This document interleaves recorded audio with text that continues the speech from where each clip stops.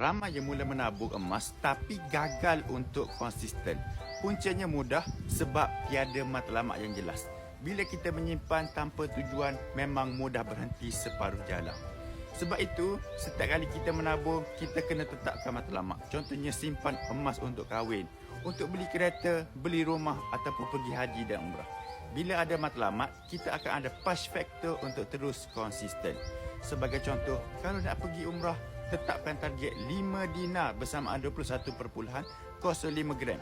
Kalau nak beli rumah, target 100 hingga 200 gram emas supaya cukup untuk bayar deposit.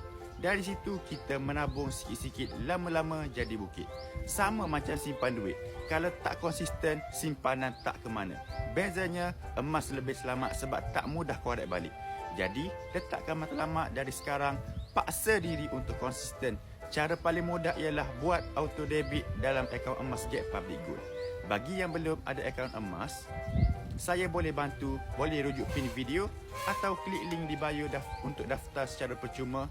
Jangan lupa follow saya untuk lebih banyak info pasal emas dan kewangan.